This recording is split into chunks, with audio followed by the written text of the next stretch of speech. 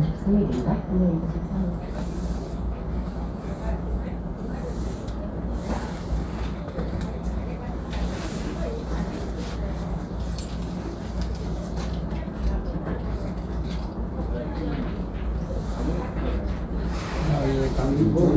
감사합니다.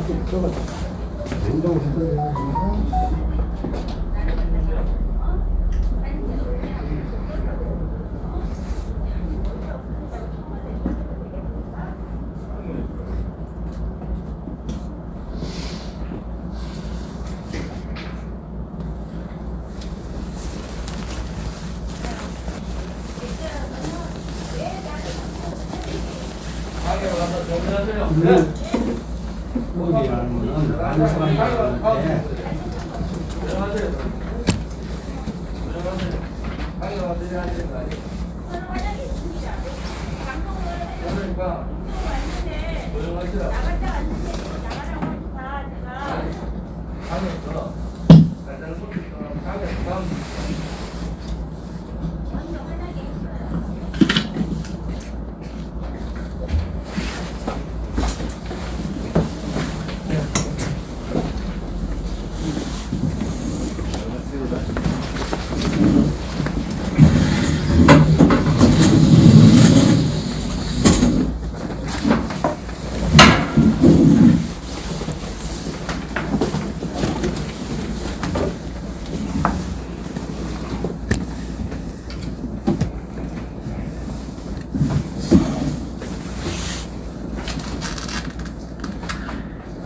(2020년 11월 23일) 최고위원 연석회의를 국민의례로서 시작하겠습니다.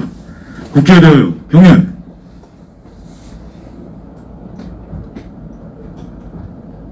바로 순국선열 호국영령 태극기 애국열사 2010년 11월 23일 북한의 영평도 포격으로 전사한 해병대 서정화사 문광욱 일병께 대한 묵념을 드리겠습니다. 일동 묵념.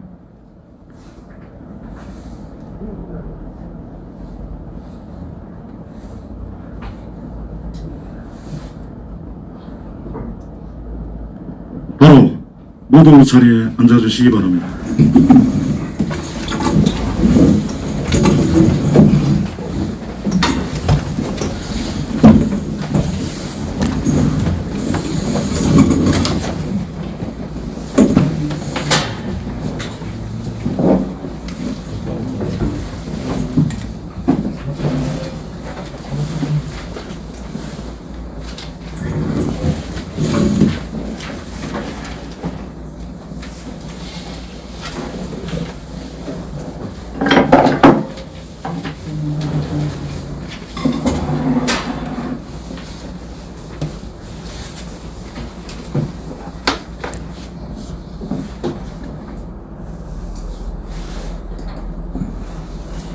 (2020년 11월 23일) 최고위원회를 시작하겠습니다. 오늘은 박근혜 대통령께서 불법 인신감금 되시고 옥중에서 투쟁하신 지 1334일째 되는 날입니다.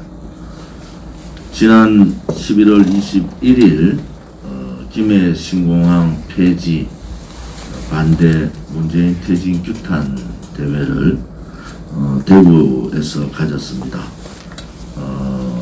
대구의 많은 시민들, 경북 도민들과 자유우파 또 우리 공화당 동지들께서 많이 참석해 주셔서 김해 신공항 폐지가 또 정책의 시스템을 무너뜨린 이 오만의 문재인 정권을 규탄하고 또 거기에 따라서 검증위가 아직까지도 최종적으로 김해 신공항이 안 된다는 표현이 아니라 김해 신공항을 보완해야 된다는 입장을 가지고 있음에도 불구하고 정치적인 공항을 만들기 위해서 가덕도 신공항을 몰아붙이고 있는 더불어민주당 또 국민의힘의 이 부산 국회의원들의 행태에 분노를 금할 수가 없습니다.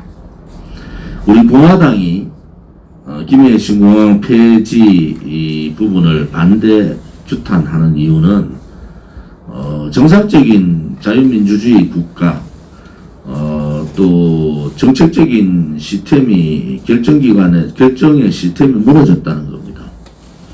그것은 비정상이고 그것은 국가가 아닙니다. 집권당 혹은 어떤 지역의 당리당략에 의해서 국가의 의결기고 또 세계의 전문가의 자문을 받고 또 경제성을 따지고 그거는 항목들이 수많은 항목들의 검증을 거쳐서 결정된 국가의 정책이 특정 지역의 이익, 특정 선거를 위한 표를 구하기 위해서 또 특정 정당의 이익을 위해서 그것이 바뀌는 것이 잘못됐다는 겁니다. 저는 김해 신공항 합장 사업 자체에 대해서 반대했던 사람입니다. 그렇지만은 국제 전문기관의 프랑스 전문기관의 검증을 통해서 결정된 국책 사업이기 때문에 그 부분에 대해서 수긍을 하고 국가 정책에 대해서 따르는 겁니다. 그런데 전문가의 전문 지식도 배제해버리고 국민의 뜻도 배제하고 경제성 안정성도 배제해버리는 그 자체가 국가로서는 해서는 안 되는 일이기 때문에 우리 공화당은 반대를 하는 겁니다. 이것이 부산이다, 대구다, 지역적인 이 싸움이 아닙니다. 이것은 자유민주주의의 시스템이 무너졌다는 겁니다. 그것도 선거를 얼마 남지 않은 상태에서 보궐선거, 그 보궐선거의 원인자가 누굽니까? 오거돈이라는 성추행자 아닙니까? 지금 부울경에 부산의 시장이나 경남도지사, 울산시장의 문제가 심각하지 않습니까?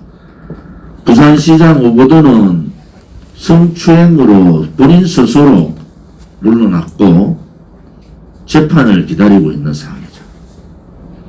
경남도지사 김경수는 드루킹 댓글 사건에 의해서 2심에서 2년형을 받은 사람이에요. 울산시장 선거 개입 문제 때문에 검찰 조사를 받고 있는 사람입니다. 그 사람들이 과연 이 10조가 훨씬 넘는 이 국책사업을 가지고 논할 자격들이 있는가? 나는 근본적인 생각을 해보는 겁니다. 좀 더 부연 설명드리면은 문재인 정권이 충남도지사 안희정부터 자살했는 박원순 서울시장, 오거돈 부산시장 이 정도 됐으면은 정권을 내놔야 되잖아요.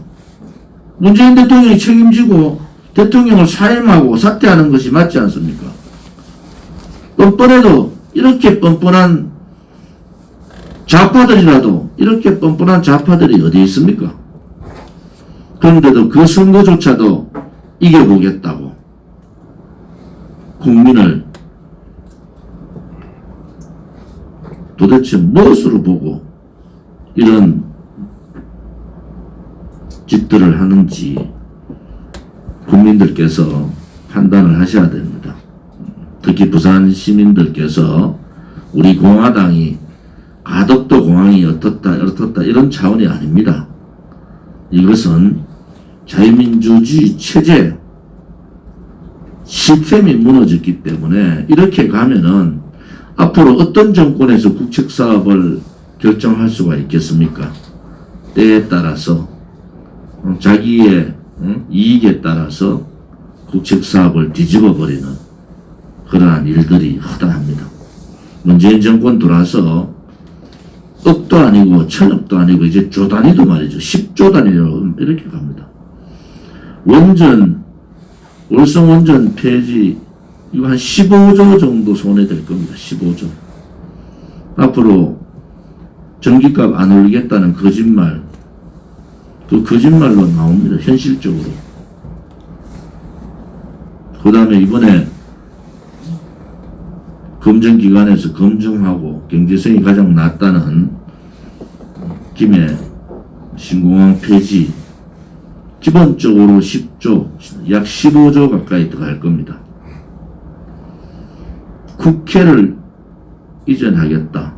충청권 표를 위해 가지고 또 세종시에다가 국회 이전론을 들고 나와서 그게 2, 3조 들어갑니다. 문재인 정권에서는 돈이 하늘에서 떨어집니까? 국가 채무 비율은 순수 국가 채무만도 해도 800조가 넘었습니다. 그것은 나라를 미래 세대의 희망을 꺾는 겁니다. 대한민국은 그런 나라가 아닙니다. 현재 세대가 필요하다고 그린벨트를 다 해제하고 산들을 다 개발하면은 미래는 어떻게 삽니까? 현재 세대가 필요하다고 꼭 지켜야 될 국간의 열쇠를 다 열어버리면은 미래 세대는 무엇에 희망을 걸고 살 수가 있습니까? 이제 국민들께서 정말 누가 올바르게 대한민국의 미래를 걱정하는지, 또 누가 현재의 대한민국을 어떤 식으로 가야 되는 방향을 제시하는지를 보시기 바랍니다. 우리 공화당은 한결같이 그 길을 걸어왔고 항상 국민과 함께 하고 있습니다. 오늘은 대한민국이 휴전된 이후에 대한민국 영토에 폭격을 당한 날입니다. 영평도 포격 10년이 되는 날입니다. 영평도 포격으로 돌아가신 하정우 하사와 문광욱 일병 또 민간인분들께 조의를 표하고 삼가 그분들의 뜻을 빌리겠습니다. 지금 북한 문제에 대해서 문재인 정권은 거의 종북 정도를 넘어서는 것 같아요. 북한에 종속되기를 간절히 원하는 그러한 집단 같습니다. 이인영이라는 자는 대한민국의 백신이 중국 폐렴 백신이 어떻게 된 줄도 모르면서 북한에다가 백신 제공해야 된다는 허무맹랑한 얘기를 합니다. 백신 얘기가 나왔으니까 크리스마스 전 12월 15일 전으로 백신이 이제는 공급이 됩니다. K방역 그렇게 자랑하던 이 문재인 정권은 백신 수급에 대해서는 한마디도 하지 않고 있습니다. 우리는 검증되지 않은 러시아 백신이나 중국 백신을 원하는 것이 아닙니다. 검증이 끝나고 예방률이 높은 그러한 백신을 원하는 겁니다. 도대체 대한민국 K방역을 자랑하는 대한민국 정부가 언제 어느 수량만큼 백신을 확보하고 언제부터 백신을 도입해서 처방하는지를 얘기를 해야 되지 않습니까? 눈만 뜨면은 K방역, P방역 그렇게 자랑하던 문재인은 왜 백신 문제에 대해서는 입을 닫고 있습니까? 그러면서도 G20 화상회의에서 한국 K방역을 배우라는 얼토당토나는 얘기를 하고 있습니다. 국민들께서 K방역의 실체를 아셔야 됩니다. 대한민국이 자가 신속 진단 키트를 할 수 있는데도 못하는 이유를 국민들께서 이제 아셔야 돼요. 자가 신속 키트를 시작하면은 지금의 10배 이상이 확진자가 속출합니다. K방역은 그런 겁니다. 검사자를 늘리면은 늘릴수록 확진자는 넣는 것이 당연합니다. 백신 수급에 대해서 또 백신 공급에 대해서 말하고 있지 않는 문재인 정권의 만행을 우리는 똑똑히 봐야 됩니다. 너무나 무책임하지 않습니까? 국민들을 중국 폐렴에 공포로 몰고 가고, 그럼에도 불구하고 백신 문제에 대해서 얘기하지 않는 문재인 정권을 보면서 참 겁도 없는 정권이구나 라는 생각을 합니다. 이번 주 다음 주는 공수처법 개정, 요약하면 이런 겁니다. 공수처장을 야당이 반대하면은 공수처장을 넣을 수 없는 현재의 법을 야당이 반대하더라도 공수처장을 자기 입맛대로, 여당 입맛대로 마음대로 놓겠다는 공수처법 개정안을 12월 2일 날 국회를 통과시킨다고 합니다. 국민의힘 국회의원들한테 지난해 연말 공수처법 과정에서 우리 공화당이 38일간 국회에서 천막을 치고 투쟁을 했던 일화를 소개해 드리겠습니다. 그때 저는 38일간 국회 천막 투쟁을 하면서 그 당시 자유한국당 국회의원들한테 제안을 한 것이 바로 108명의 자유한국당 국회의원들이 미래통합당입니까? 그 국회의원들이 국회 안에서 단식을 해야지 공수처법을 막을 수 있다고 그렇게 하소연하고 국회의원 한 사람 한 사람 만나서 108개의 텐트를 치고 국회에서 단식 투쟁을 통해서 국민의 뜻을 모으고 공수처가 악법 중에 악법 국민감찰법이라는 것을 알려야 된다라고 얘기했는데 지금의 국민의힘, 그 당시에 미래통합당 국회의원 한 사람도 돌아보지 않았습니다. 결국 이 상황이 온 겁니다. 그때 용기를 가지고 108개, 우리 공화당 텐트 하나까지 109개의 단식 텐트를 쳤으면은 1회까지 가지 않습니다. 그때 그들의 비겁함, 그들의 비굴함이 지금의 이 사태를 만든 겁니다.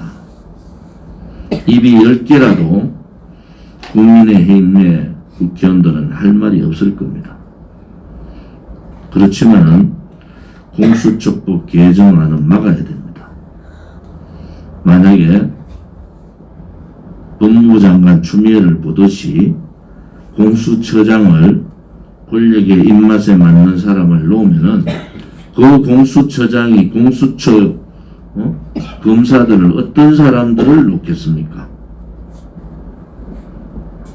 이제는 독재 국가가 아니라 모든 것을 감시받고 있는 그러한 파쇼 국가의 전형적인 파쇼 국가로 간다라는 것을 우리는 아셔야 됩니다.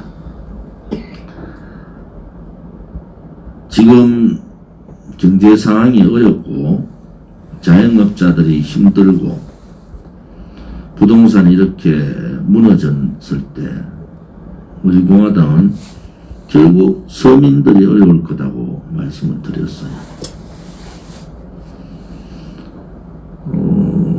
소득 5분위 중에서 1분위 소위 말하는 최소득 최하 20%까지의 근로소득이 10% 이상이 줄었습니다.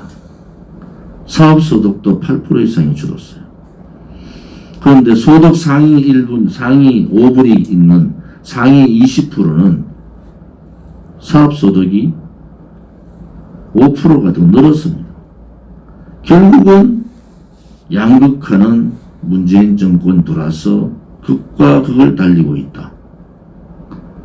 희망의 사다리는 무너져 버린 겁니다. 부동산 사다리도 무너졌고 개청의 사다리도 무너졌고 양극화의 벽도 구분을 못하고 있습니다.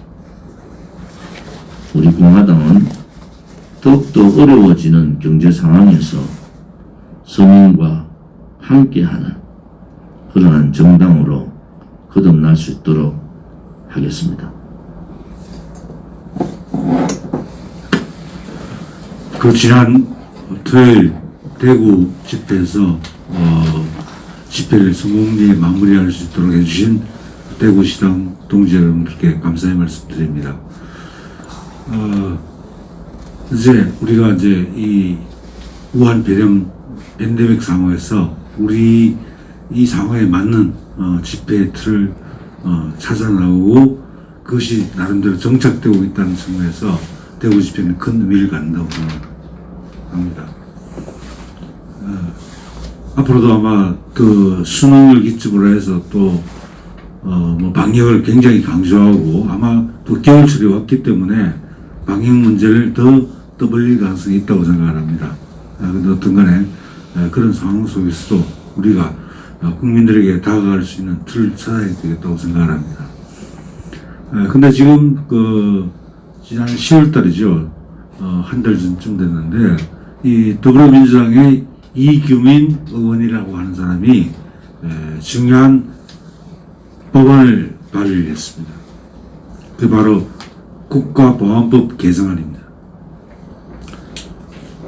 저는 개인적으로 더불어민주당이 언제 국가보안법을 건드렸나 그렇게 예의주시하고 있었는데 드디어 지난달에 국가보안법 개정을 냈습니다. 그런데 마치 뭐 크게 건드리지 않은 것처럼 해가지고 건드렸습니다. 여러 가지 중에 그 개정안의 내용은 간단합니다. 하나는 이 흔히 찬양 고무죄라고 하는 것, 이 죄를 폐지시켰습니다. 그리고 찬양 고무 활동과 관련된 여러 가지 편의 제공죄가 있는데 이것도 폐지시켰습니다. 그런데 실제로 국가보안법에서 이 찬양 고무죄와 편의 제공죄가 실제로 굉장히 중요한 역할을 합니다. 다른 건 사실은 어떻게 말하면 그 국가보안법이 없더라도 형법을 통해서 처벌을 할 수 있는데 찬양 고무죄와 편의 제공죄 같은 경우에는 이 국가보안법에 이 규정이 없으면 사실은 반국가 활동, 정부 활동 이런 것을 규제할 수 있는 틀이 사라지게 됩니다. 근데 하여튼 그것을 폐지시키는 그런 개정안을 냈습니다. 이건 이제 반국가 활동 또는 뭐 종북 활동 이런 것들을 공개적으로 또 합법적으로 할 수 있도록 만드는 그런 정말 중요한 의미를 갖는 개정안입니다.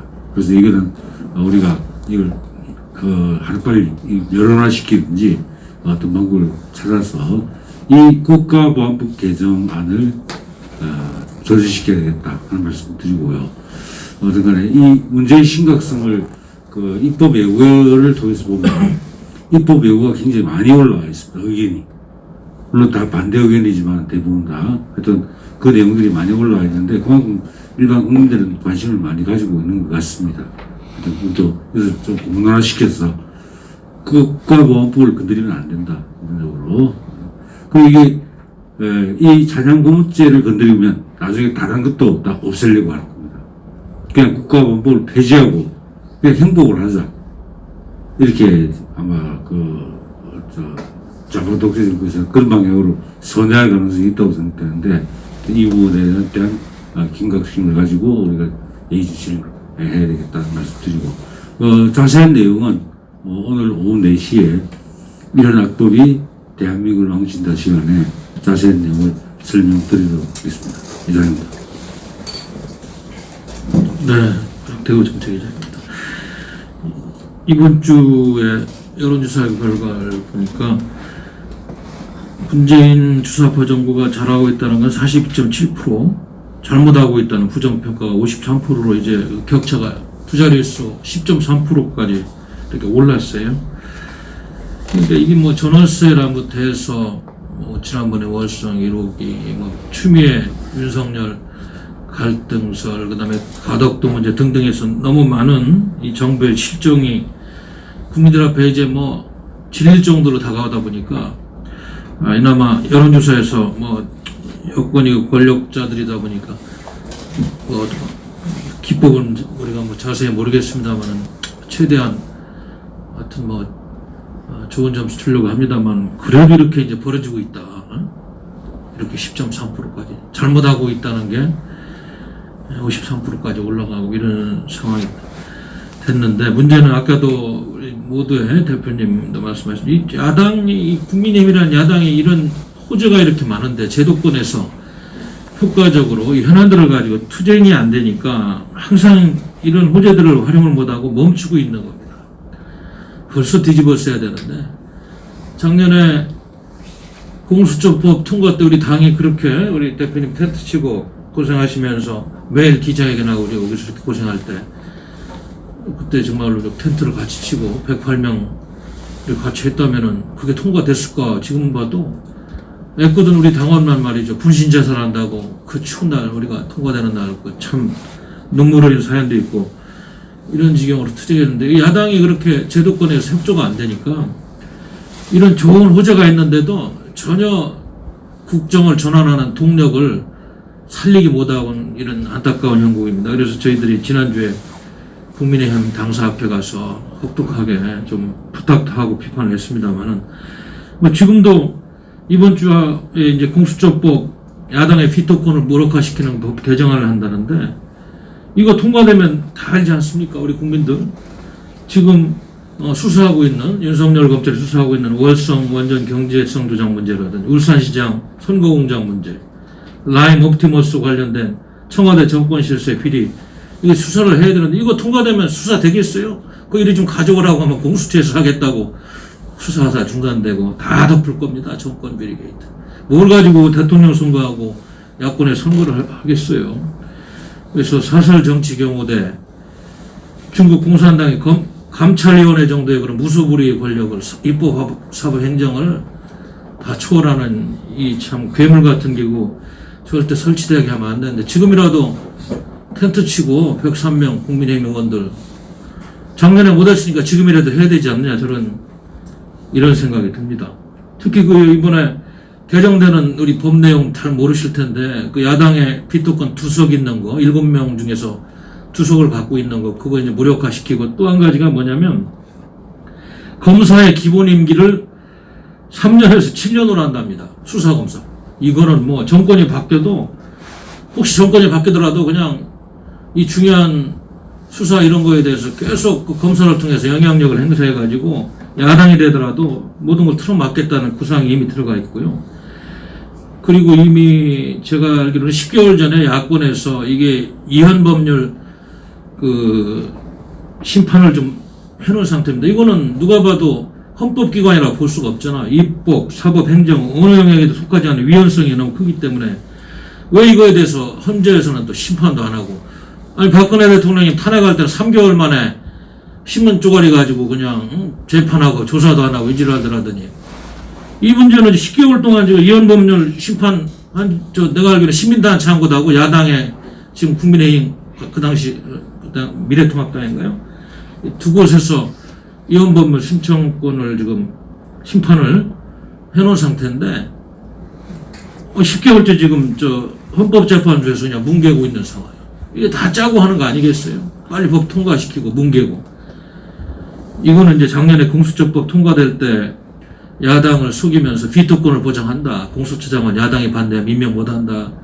이렇게 시작한 그 거짓과 속임수가 또다시 지금 헌법재판소까지 들러리 서가지고 이 사유화된 국가의 권력을 완전히 공고하는 이런 하나의 입법 개정안이 될 것이다. 그래서 심각하다고 저는 생각합니다.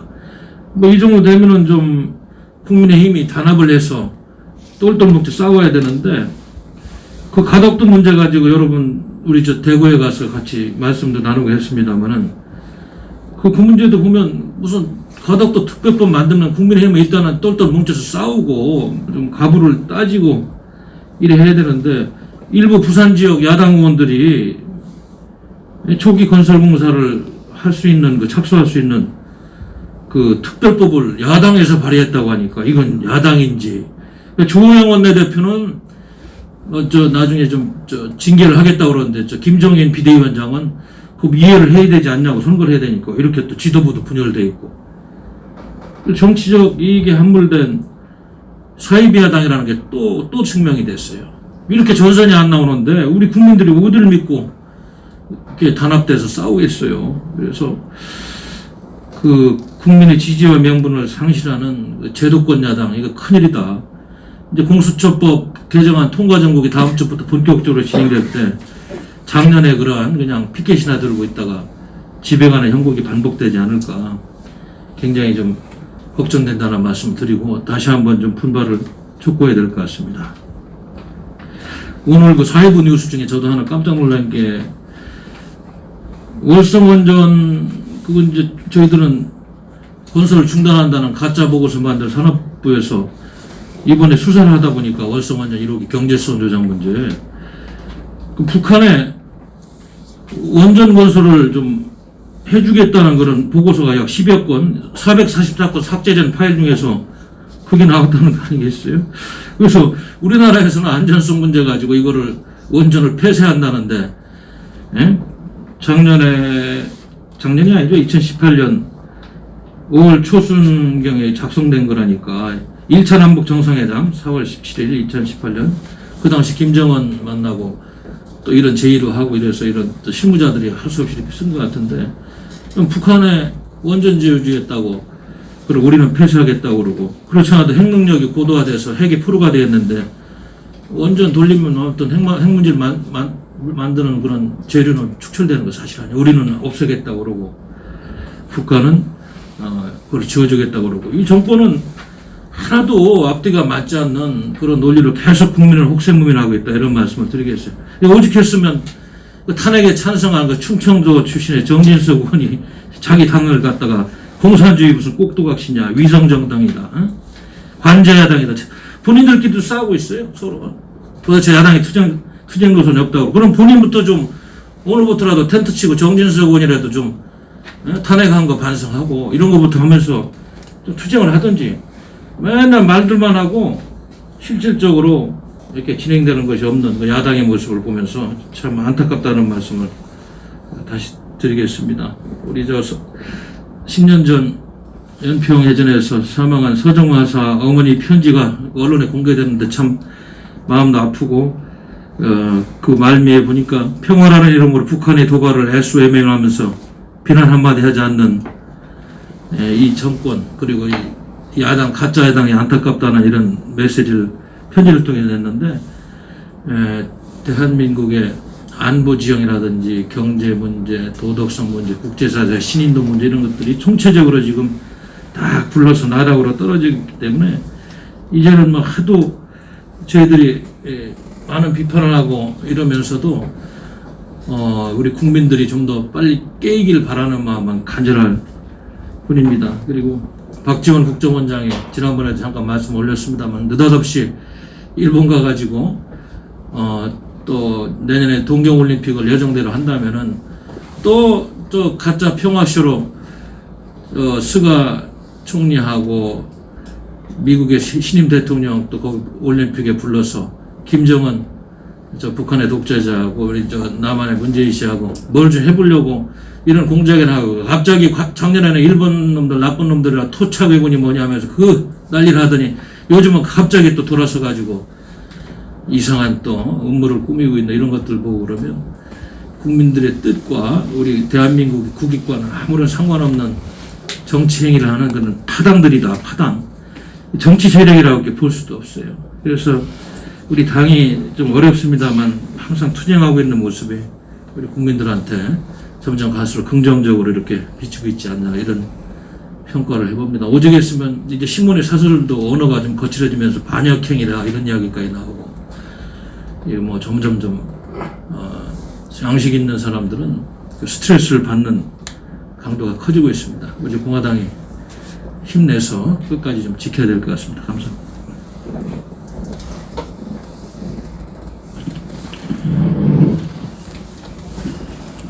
네, 한 주 동안 잘 지내셨습니까, 동지 여러분? 요새 김해 신공항 가지고 말이 굉장히 많은 것 같습니다. 이제 가덕도 신공항이 원래 한 10년 전이었나요? 항상 가덕도는 꼴찌였습니다. 무슨 평가를 하든 뭐를 하든 부산 시민들의 꿈이라고는 하지만 꿈이라고 해서 항상 이루어질 수 있는 것도 아니고 그 꿈이 시민의 꿈이 고작 공항이라고 그러면 너무 초라하지 않겠습니까? 이제 뭐 자세한 얘기들은 신문에 굉장히 많이 나와 있기 때문에 요약해서 말씀을 드리자면 일단 기본적으로 가덕도 신공항은 전혀 친환경적이지가 않습니다. 주변에 1급 보호구역이 2군데, 2급이 1군데가 있고 그 바다를 메우려면 속된 말로 중국에서 예전에 남해구댐선에 만들었던 인공섬하고 똑같은 겁니다. 수심이 깊기 때문에 시멘트를 그냥 한없이 부어서 평지를 만들고 그 위에다가 아스팔트를 깔아서 이제 만드는 건데 이 상식적으로 그냥 하면 안 되는 짓이거든요. 그냥 태풍이 지나가는 경로에 있고 그러면 인천공항은 어떻게 되느냐라고 할 수도 있지만은 인천공항은 수심이 얕아요. 그러니까 조수간만의 차가 커서 물길이 들어오는 곳을 막으면 되기 때문에 확장성도 높고 실제로 공사비도 이렇게 시멘트를 부어서 하는 것보다는 훨씬 적게 들거든요. 이거는 그냥 뭐 비책 같은 건데 그냥 미래통합당, 국민의힘당을 위해서 말씀을 드리자면 상대편이 표를 위해서 인프라를 들고 수작을 걸면 거기에 똑같이 말려 들어가면 안 되는 겁니다. 오히려 우리는 굳이 가덕도 신공항이 필요 없다.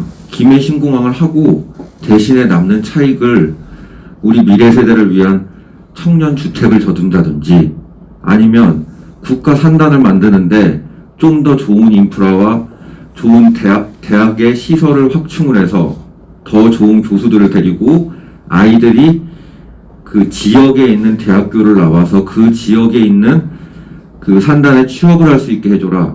이게 훨씬 더 좋거든요. 그래서 제가 좀 전에 심심해서 구호를 한번 만들어 봤습니다. 환경 파괴, 돈 먹는 하마, 가덕도 신공항을 반대한다. 미래 세대에게 인프라가 아닌 일자리를 줄 수 있는 정부를 원한다. 이런 식으로 현실적으로 우리가 할 수 있는 그리고 상대편이 명백하게 돈을 들고 매표 행위를 하려고 하면 거기에 끄달려 들어가면 그냥 안 되는 겁니다.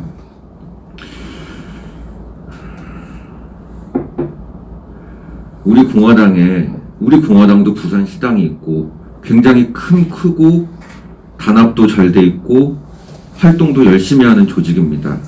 그런데 왜 부산시당에서는 우리는 가덕도 신공항 찬성해야 되는 게 아닙니까? 라는 말이 안 나오겠습니까? 이거는 박근혜 대통령님 시절부터 전문가의 손을 거쳐서 충분한 합의를 통해서 이루어진 것이기 때문입니다. 한 거대 정당, 거대 야당이 국회의원이 어떻게 보면 한 명도 없고 민초들이 중심이 돼서 이루어지고 있는 정당보다도 더 정말 추악하고 한심한 모습을 보이는 것 같아서 많이 개탄스럽습니다. 지난주 토요일에 있었던 대구 집회에 참여해 주셨던 많은 동지분들 그리고 현실적으로 참여를 하지 못하고 서명대 활동을 해주셨던 당원 동지분들께 정말 깊은 감사를 드립니다. 우리가 오랜 기간 3년이 넘는 투쟁의 기간 동안에 많이 지치셨고 또 이게 변화가 없는 게 아니냐라는 걱정을 하시고 계시는 것도 잘 알고 있습니다.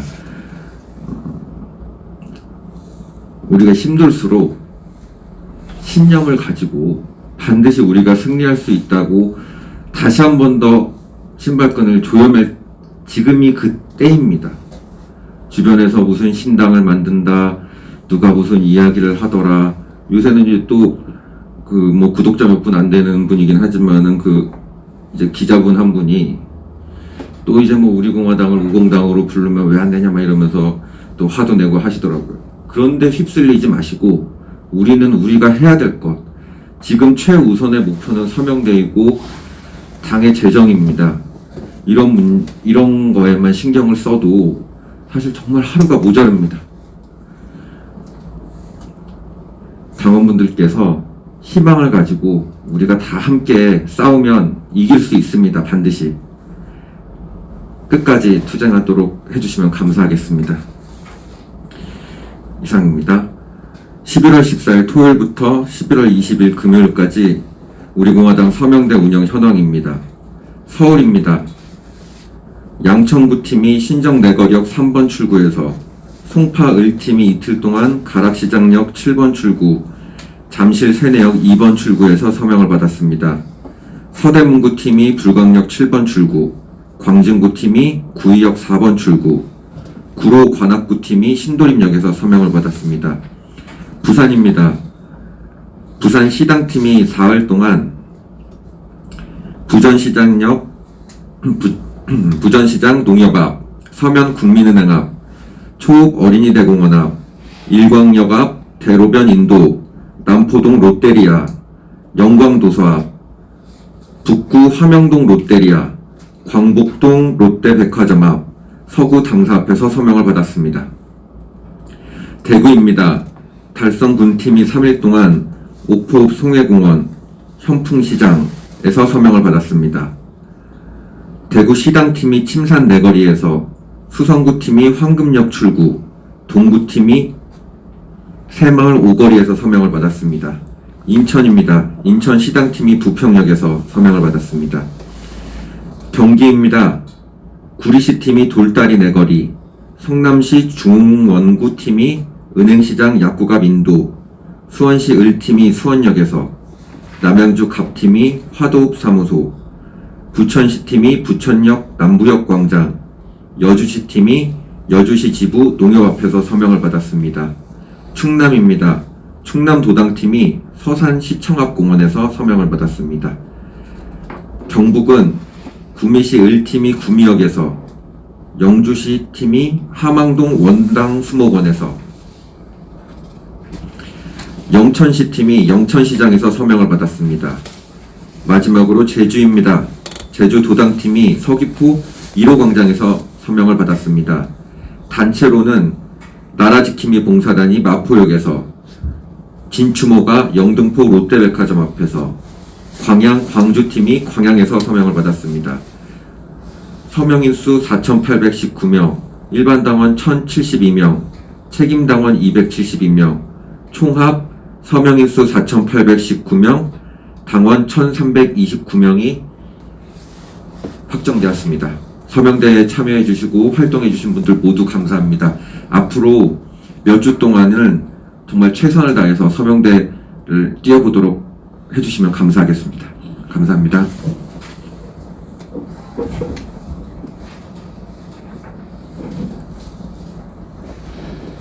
안녕하세요. 당원 동지 여러분.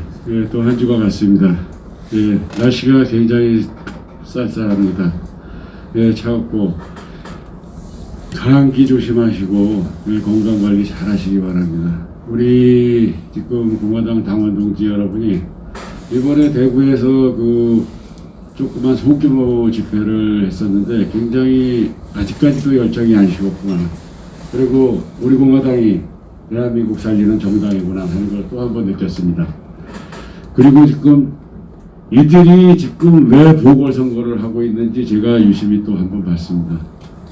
지금 또 아마 가동이 돼서 이들은 정책 전략, 말하자면 국회의원들의 거짓과 사기와 추한 성추행으로 인해서 박원순이가 자살을 했고, 오거돈이가 딸 같은 사람들을 이렇게 못된 짓을 해가지고 선거를 했는데도 그래도 국민들이 가고돈이 김해 공항이니 이런 걸 가지고 또 장난을 또 치고 있습니다. 우리가 이제는 모든 국민들은 알고 있습니다. 그렇지만 이 투표 방법과 선거 방법을 바꾸지 않으면 좀 힘들다고 봅니다. 그래서 우리가 이제는 모든 역량을 동원해서 이거 막아야 됩니다. 그리고 지금 하고 있는 것이 공수처 이번 주나 다음 주에 통과를 시킨다고 합니다. 국회의원들이 막지를 못한다면 우리가 그 저항권을 발동해야 됩니다. 지금 마지막 보루인 지금 공수처법을 계속 연기를 하면서 명분을 쌓으면서 마지막으로 자기네가 통과를 시키려 됩니다. 이것을 하게 되면 대한민국의 우리에 대한 언론의 자유나 표현의 자유, 모든 자유가 사라지게 되는 것입니다. 우리 그런데 국민 여러분들이 다 알고 계시지만은 설마 그렇게 되면 우리가 가만히 있겠느냐. 20, 30대도 그런 지금 움직임이 있습니다. 그러나 그들이 통과가 됐을 경우에는 입에 자갈을 물리고 마스크를 벗겨내도 말을 할 수가 없습니다. 그게 바로 이들이 하고자 하는 공수처법과 모든 것이 그 안에 다 내포되어 있다고 봅니다. 그래서 저희가 이 재보궐선거 이런 것이 진짜 지금 현재에 와 닿지만은 이들은 수단과 방법을 가리지 않고 지금 만행을 저지르고 있습니다. 대한민국은 정말 위대한 나라입니다. 그러나 이 문재인 가짜 대통령이 들었으면서 정권을 탈취하고 박근혜 대통령을 감옥에 두면서 이들이 하고자 하는 것을 한 가지 차곡차곡 다 해왔습니다. 그러나 정치인들이 나서지 못하는 것은 그 당리당략에 따라서 그리고 그들이 얘기하는 정치공학적이라 그러죠. 정치공학이라는 건 다 사기더라고요. 와서 보니까 정치라는 걸 저는 해보질 않았습니다. 그러나 제가 이 정치라는 것을 조금 들여다보니까 이들이 그 엉터리 같은 자기네 이익만 취한다면 모든 것을 다 하고 있더라고요. 국민은 안중에도 없습니다. 그래서 이제는 국민들이 두 눈 똑바로 뜨고 이들의 행태를 우리가 지켜보고 있습니다. 그래서 우리 공화당이 이제는 이 불씨를 놓지 않고 끝까지 우리가 투쟁을 해서 국민들을 깨우쳐야 됩니다. 그리고 국민들이 지금 깨어나고 있습니다. 우리는 이렇게 투쟁해 왔지만은 다 알고 계시더라고요. 예, 제가 20대, 30대에게도 물어봤습니다. 다 알고 계셔요. 돈 50만 원씩 주는 거 이거 뻥값이라 하잖아요. 자기네 미래가 보장되어 있지 않은 이런 우리가 개돼지 삶을 살 수 없다 하는 것을 느끼고 있습니다.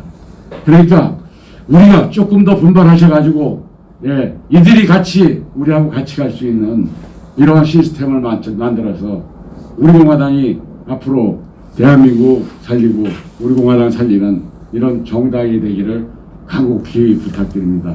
그리고 우리 공화당 당원 동지 여러분, 지금까지 얼마나 힘들게 왔습니까?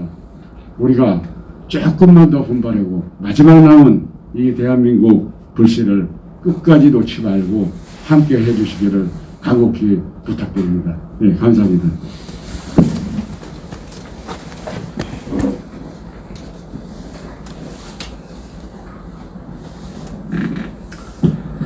먼저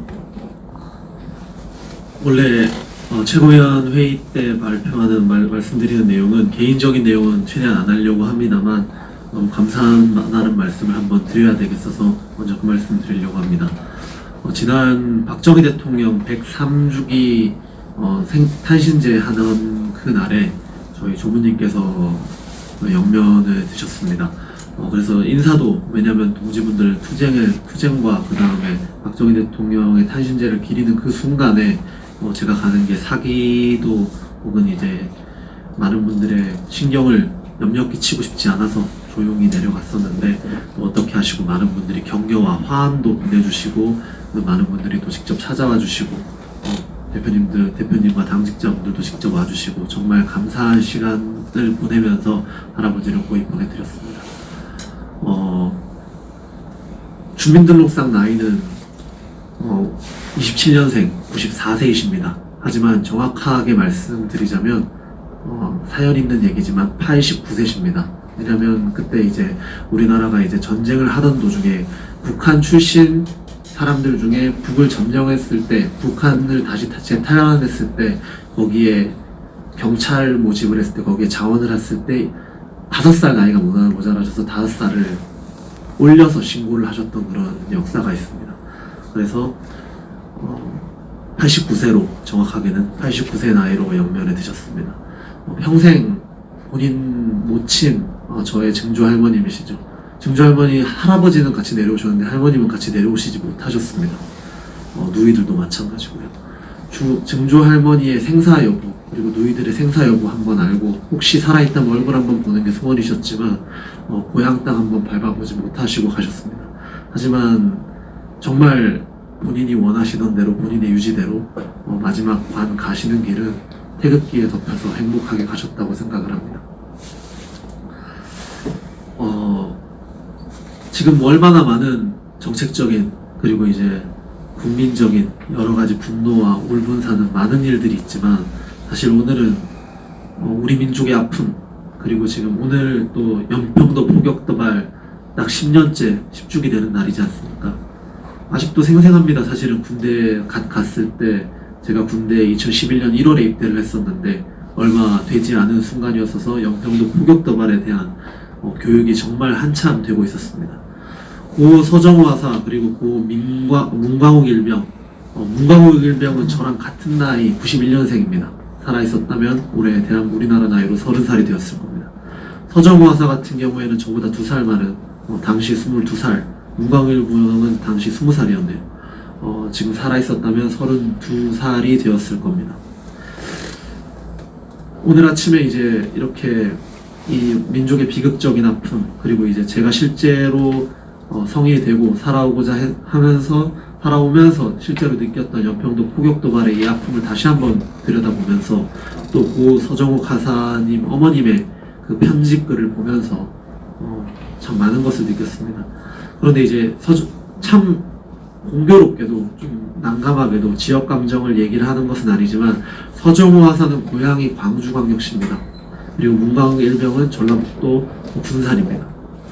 제가 말씀드리고 싶은 것은 대한민국의 영토를 지키기 위해, 영해를 지키기 위해 싸웠던 대한민국의 이 건아들의 국적은 지역에 연관되어 있지 않습니다. 이 땅을 지키다 갔던 많은 이들은 지역에 상관없이 그리고 당리당략에 상관없이 대한민국의 영토, 대한민국의 영해를 지키다 갔습니다. 역사의 아픔 속에. 이것을 지역 감정이나 이런 것으로 묻어서도 안 되고 그것 때문에 차별을 두어서도 안 됩니다. 그리고 이 서정호 하사 어머님의 글귀를 보면서 이분은 정말 대한민국의 아픔을 본인의 아들 역사로 직접 체감하시고 한 분의 또 진실을 깨어나신 분이 되셨구나라는 감명을 많이 받았습니다. 정말 우리가 가는 길이 먼 투쟁이 될 겁니다. 쉽지도 않을 거고요. 저희 할아버지로 따지자면 우리나라 국가와 같은 이 긴 70년 이상의 역사를 우리가 아픔을 계속 앓고 있는데 하루아침에 당연히 해결할 수 없을 겁니다. 그렇기 때문에 여러분들 한 분 한 분 우리 모두의 자그마한 힘이 다 필요한 겁니다. 내가 더 잘났다고 내가 뭘 더 하기 위해서 했다가는 대의를 그르칩니다. 민족의 아픔을 끊어낼 수도 없습니다. 그렇기에 오늘도 우리는 우리가 할 수 있는 일을 해야 됩니다. 그리고 우리가 무엇을 해야 되는지 명확히 알아야 한다고 생각을 합니다. 그리고 저는 우리 공화당 당원 동지들은 무엇을 해야 되는지, 무엇을 하고 있는지 아는 사람들이라고 생각을 합니다. 대한민국을 구할 사람, 우리 민족의 아픔을 끊어낼 사람 우리밖에 없다는 확신, 진짜 우리밖에 없습니다.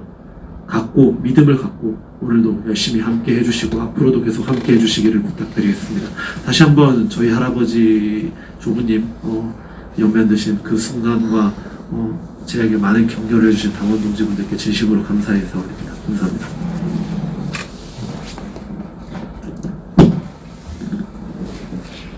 네, 반갑습니다. 지금 현재 코로나 3차 대확산 대유행을 앞두고 정부가 수도권 지역의 거리두기를 2단계로 격상한다고 합니다. 지난 8월 2.5단계를 이미 겪은 자영업자들은 이제 눈앞에 닥칠 도산이나 폐업을 실질적으로 걱정하고 있는 상황입니다. 카페 업종은 매장 취식이 금지되고 포장과 배달만 허용되고 일반 음식점과 휴게 음식점도 밤 9시 이후에는 포장, 배달만 가능합니다. 유흥시설들은 사실 영업 금지를 통보받은 것이나 마찬가지입니다. 자영업자들은 이미 손님이 없어서 굳이 거리두기를 하지 않아도 될 만큼 가게는 텅텅 비어 있다고 하소연을 하십니다. 곧 연말 대목인데 지난 추석 대목도 이번 연말 대목도 다 놓치고 희망이 보이지 않는 하루하루를 살아가고 있습니다. 잡히지 않는 코로나 때문에 왜 자영업자들이 강제 영업 금지를 당해야 하며 왜 영업에 제한을 받아야 합니까? 이렇게 무너져버리면 어떻게 살아가라고? 신용대출도 막혀, 담보대출도 이미 담보 다 잡혀있고 내년에 최저시급은 또 오르고 세금은 계속 늘고 도대체 어쩌라는 말입니까? 손님이 오고 안 오고는 손님의 선택이고 장사를 하고 안 하고는 주인의 선택입니다. 강제적으로 영업을 제한하거나 못하게 하면 코로나가 없어집니까? 코로나가 없어진다고 해도 전국에 수많은 자영업자의 줄도사는 어떻게 하실 겁니까? 코로나 확진자보다 파산자가 느는 것이 더 우려해야 할 일이 아닌지 묻고 싶습니다. 이낙연은 지난 8월 광화문 집회를 주도한 사람에게 살인자라고 했습니다. 민노총은 쪼개기 집회라고 하지만 전국 10만 명 집회를 했습니다. 지금 3차 대유행과 시기가 묘하게 겹칩니다. 가수 윤두환은 580명을 밀폐된 공간에 모아놓고 공연을 했습니다.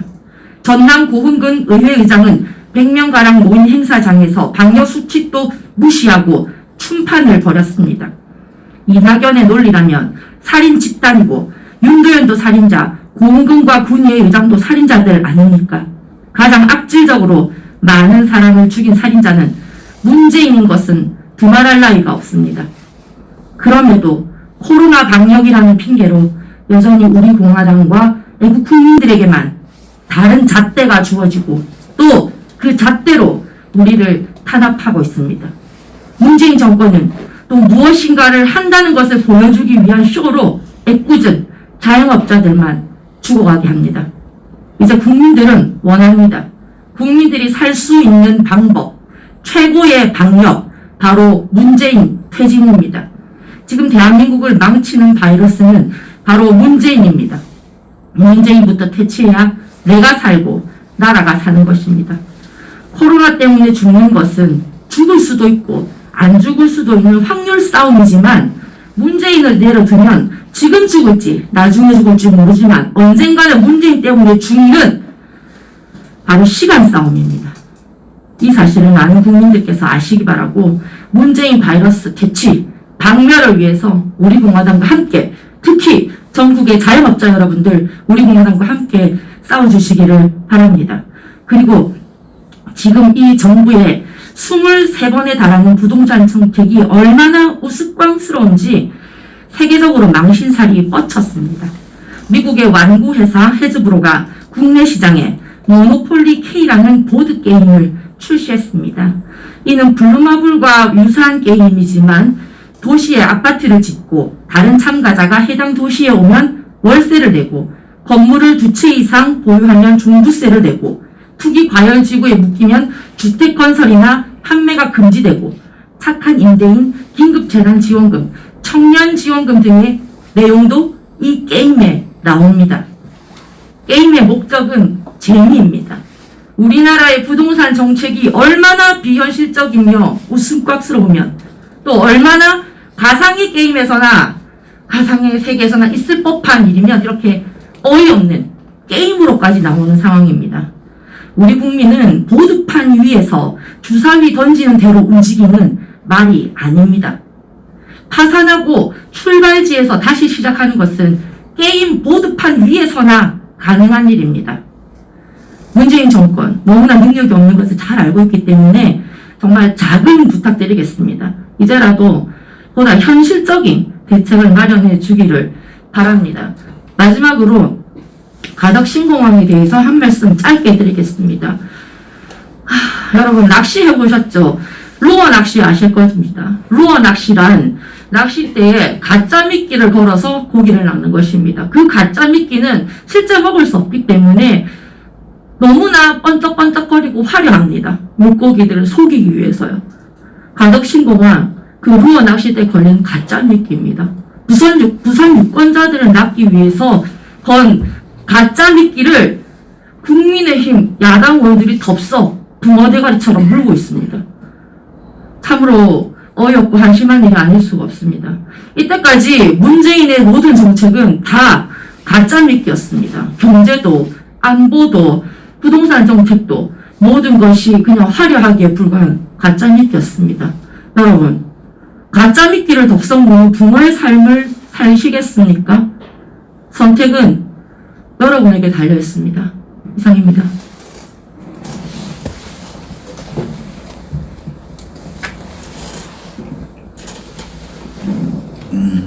제가 조금 더 말씀을 드려야 되겠는데요. 우리 대한민국 국민들이 이 돈에 대한 개념이 갑자기 문재인 돌아서 일자리 창출을 하는데 72조 들었어요. 그 일자리는 좀 거의 100만 개 꼼두박질 쳤잖아요. 그거 다 코로나에 중국 폐렴에 다 핑계대고 있는데. 지금 가덕도 공항 하면요 15조 정도 들어갑니다.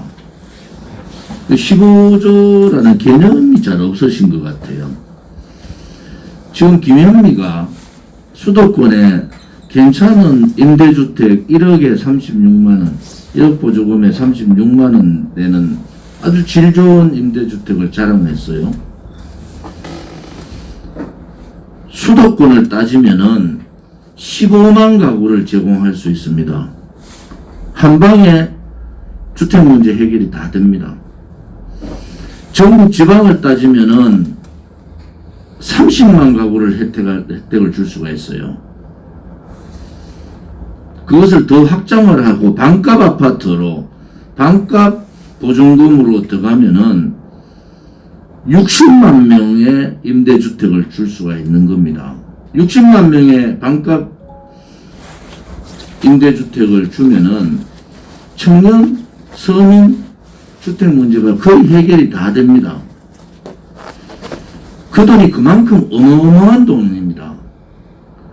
지금 중국 폐렴 문제가 백신이 나와서 내년에 다 해결이 된다 하더라도 이 중국 폐렴 때문에 무너진 자영업자나 또 기본적인 경제를 살리는 데는 10년 걸립니다. 다시 제자리로 중국 폐렴 이전의 제자리를 돌리는 경제 상황을 만드는 게 10년이 걸립니다. 이 10년 동안은 경제를 살리는데 모든 예산을 집중을 해야 됩니다. 자영업자를 살리고 무너져가는 조금 전에 제가 말씀드린 대로 1분위에 있는 대한민국의 20% 더 넘어가겠죠. 이제 30%까지의 하위계층 30%에 대한 지원부터 시작해서 기본적인 경제의 이 무너진 경제를 살리는데 꼬박 10년을 국가 예산을 거기에 다 쏟아도 10년 동안 이 코로나 충격의 상황에서 벗어나기 힘든 겁니다. 지금 새로운 SOC 사업을 할 상황이 아니에요. 코로나 전국 이전에는 김해공항 확장, 또 무슨 밀양공항, 그 다음에 가덕도 공항, 또 국회 이전 문제, 행정 이전 문제 다 얘기할 수 있는데 지금은 그런 상황이 아닙니다. 지금 이것을 이제는 느껴야 된다. 지금 우리나라의 총생산 비율의 국가 재정의 상황을 봐서는 우리 재정의 삼성전자가 그대로 이익을 창출한다는 전제 하에 우리 재정의 모든 부분을 경제 정상화하는데 다 갖다 보여야 됩니다. 지금 SOC 사업할 시기가 아니에요. 지금의 SOC 사업은 일자리 창출을 위한 SOC 사업을 해야 되는 겁니다. 지금 소위 말하는 장치산업이라는 공항을 확장할 때가 아니라니까요. 새로운 공항을 만들 때가 아니라는 겁니다. 가덕도 신공항이나 새로운 신공항 사업은 장치산업이지 일자리 산업이 아닙니다. 이 중요한 문제가 간과하고 있는 거예요. 다시 한번 말씀드리면 가덕도 예산을 가지면은 반값 임대주택 100만 호를 만들 수 있는 겁니다. 100만 호를. 수도권만 해도 30만 호를 만들 수 있는 거예요. 수도권을 벗어나면은 지방을 가면은 100만 호를 만들어서 해결할 수 있는 겁니다. 지금 아직 코로나 이 상황에 대한 경제적인 인식이 이 정부가 또 정책 기반자들이나 정치하는 사람들이 이 인식을 못하고 있는 거예요. 이 경제 상황, 무너진 경제 상황을 제대로 돌리는데 10년의 그 예산은 긴급하게 모든 재정 투입을 해야 됩니다. 그래도 그 경제 상황을 제대로 잡을 수 있을지 모르겠어요. 중국 폐렴 들어오기 전의 상황을 가지고 지금 이렇다 저렇다 신공항 얘기를 하는 것은 대단히 시대적으로 맞지 않는다. 국가 재정이라는 것은 한정되어 있고 국가 재정의 투입은 경제 일자리에 전력을 다 해도 될까 말까 한 상황에서 국가 재정에 현재 10조가 넘는 돈, 앞으로 15조 가까이 들어가는 돈을 거기에 갖다 붓는다는 생각을 하는 자체가 정신 나간 사람들이에요. 이제 국민들한테 물어야 됩니다. 자, 임대주택, 우리 주택 문제를 서민 청년들 어려운 주택 문제를 한 방에 해결할 수 있는 돈인데 가덕도 신공항에 쓸 거냐? 그렇지 않으면은 그 돈을 주택 문제 해결에 쓸 거냐? 또 하나는 자영업자 600만 명의 자영업자들한테 가장 어려운 100만 명의 자영업자들한테 실질적으로 5천만 원 정도의 개별적인 돈을 줄 수가 있는 겁니다. 이 돈을 가지면은 이 엄청난 돈을 이 가장 어려운 경제 상황에서 쓰겠다는 더불어민주당이나 부산의 국회의원들은 정신없는 사람들이에요. 진짜 정신들 좀 차리기를 바랍니다. 그래서 항상 국책사업의 특히 대규모 SOC 장치산업은 시기가 경제적인 상황이 경제성이 가장 중요한 겁니다. 그것을 벗어나는 지금의 상황은 개탄스러울 수밖에 없다. 이런 말씀을 좀 드리겠습니다. 오늘 연평도 포격 10주년에 대전 우리 시당과 인천 시당의 참배 행사가 있습니다. 대전은 2시에, 인천은 3시에, 인천은 11시에, 그렇습니까? 인천시당은 대전시당이 2시에 행사들이 잡혀 있습니다. 다음은 29일 일요일은 휴일날은 유경수 여사 탄신 95주년입니다. 지금 중국 폐렴의 단계 상승으로 인해서 저희들이 예의주시하고 있습니다. 우선 29일 탄신제의 옥천 생가에서 기자회견과 탄신제 행사를 가지고 대전에서 대구와 같이 대전에서 오후 1시에 오후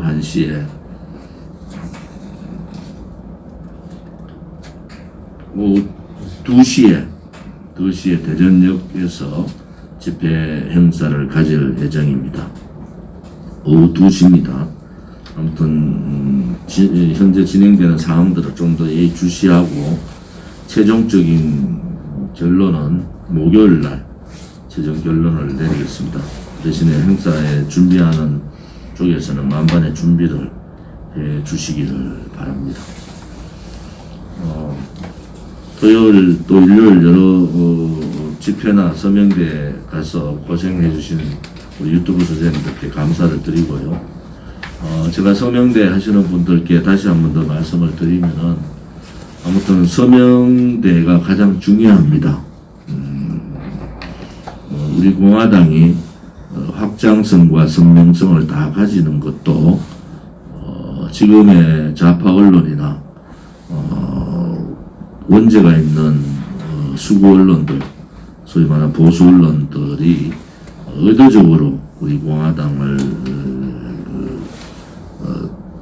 기사화하지 않지만은 우리의 전국 투쟁들이 또 전국 서명대가 대단히 많은 국민들의 마음을 울리고 있다. 또 박근혜 대통령을 하시라도 우리 공화당은 잊혀서는 안 된다. 또 그것이 우리 공화당의 가치이기도 하다. 라는 말씀을 드리면서 서명대 해주시는 동지들께 무한한 감사와 존경을 표합니다. 비공개로 하도록 하겠습니다. 네. 그 나중에 할게요. 비공개로. 당원협의회 운영위원장은 다 저거 하고 난 다음에 발표를 하겠습니다. 비공개에서 감사합니다.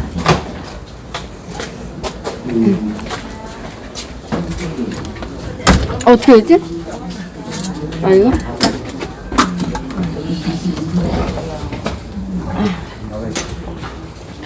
네, 전영선님 감사합니다. 파이팅! 네, 시청해주신 우리 동지님들께 감사드리고요. 네, 저는 또 다음에 뵙기로 하겠습니다. 네, 수고들 네, 하셨습니다. TV의 준영, 감사합니다. 김찬현님, 파이팅! 신준현님, 이대진님, 휘카리님, 네, 모두 네, 감사드립니다. 고생 많으셨어요. 네, 수고하셨습니다. 네, 수고들 하셨습니다. 감사합니다. 화이팅!